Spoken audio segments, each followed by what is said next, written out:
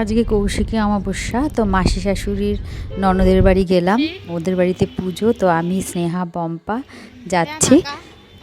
প্রথমে চিনতে পারিনি, তারপরে এবার একটা গলির মধ্যে ভুল গলিতে ঢুকে পড়েছিলাম, এবার যাচ্ছি।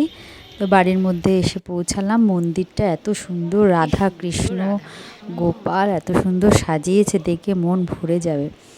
তো এই মন্দির টন্দির ভালো করে দেখে প্রণাম করে এবার ঠাকুরের কাছে আসলাম।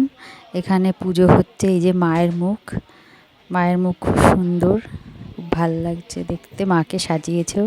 ছবি মাসিও চলে এসছে মেয়েকে নিয়ে।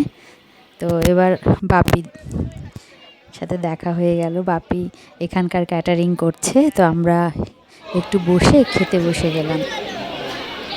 এবার আমরা গল্প গুজব করছি, একটু হাসি ঠাট্টা করছি। তো এবার খাবার চলে আসলো।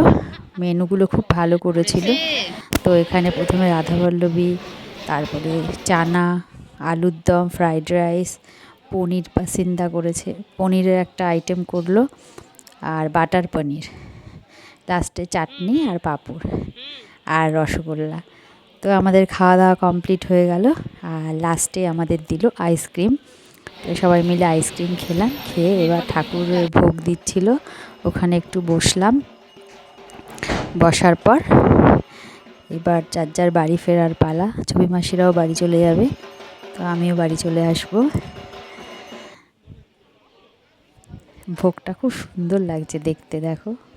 আর মাকে সুন্দর সাজানো হয়েছে।